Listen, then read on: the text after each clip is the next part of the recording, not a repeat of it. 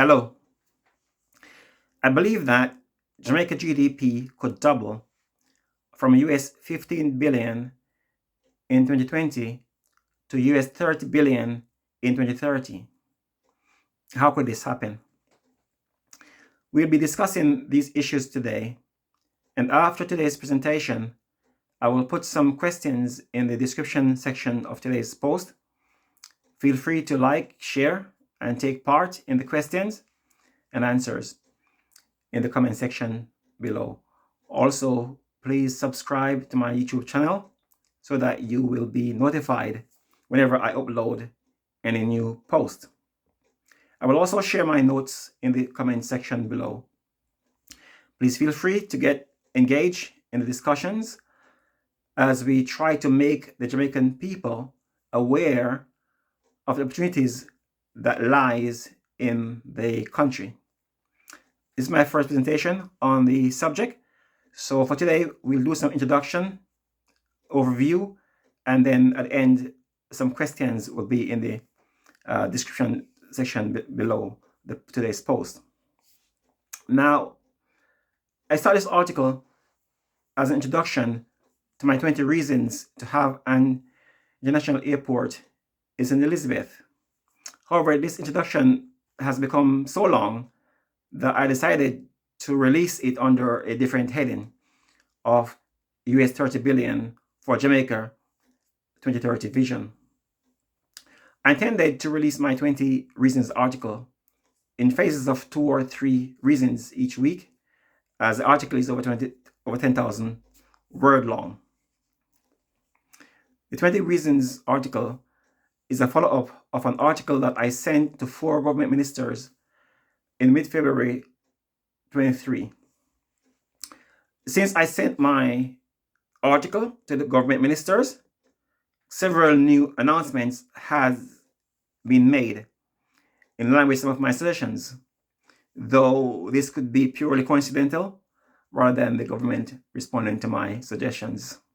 However, I will mention some of my suggestions that I made to the government back in February and the subsequent announcements by the government as I go along in sequential releases. My 20 reasons article is 80% completed and covers issues in all Jamaica and not just in St. Elizabeth. Hopefully, I'll start releasing the article next month, May 2023.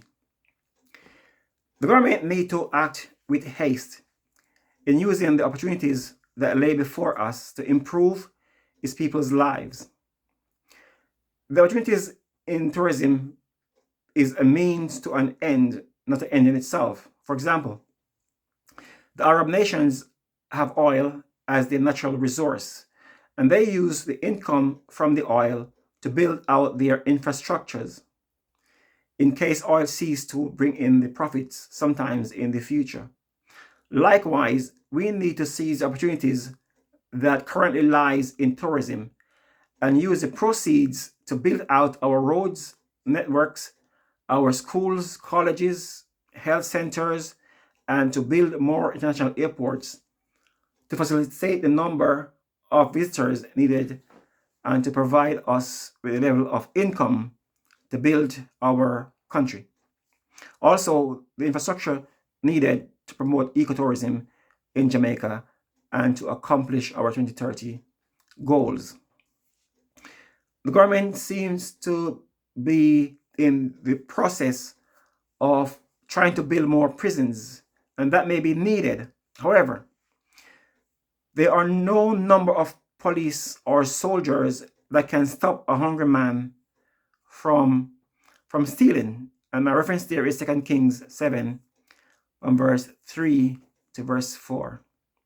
Now, some criminals would rather take their chances rather than suffering hunger and destitutions.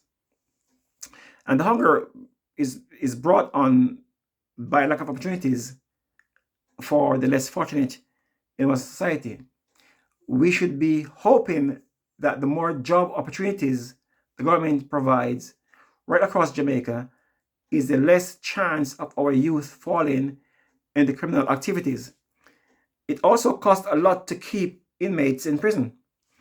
It probably costs 3 to 4 times the minimum wage to keep someone in prison. Hence, in a sense, it would be less expensive for the government to pay someone a minimum wage and let them stay home and commit no crime than to lock them up in prison. I'm just using a simple expression. I'm not saying that the government should do that.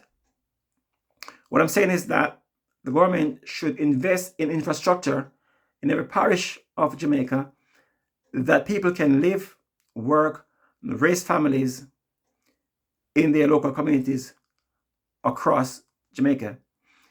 In other words, let the people work and build a country, and let them be active and occupied rather than idle and fall into the gangs and all things like that.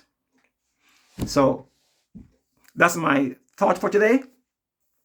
And below will be some questions, and I hope we can take part in the questions. Let me go through a few of the questions. Question 1 says, can Jamaica develop its tourism industry and use the proceeds from tourism to build out its infrastructure? Question 2, can Jamaica triple its tourism industry from the current 5 million visitors to 15 million visitors by 2030? Question 3, should the government keep cramming more and more visitors in the popular location on the North Coast, or should the government consider spreading tourism products across the island? Question 4, are there things that the government can do to spread the tourism products around the island, or should the country just leave it up to the hoteliers to build the large all-inclusive hotels wherever they want to build them? That's some of the questions, and some more questions as well for yourself as well. So feel free to engage in the question, and we will take it from there. And I'll see you in the next post. God bless you. Take care. Peace.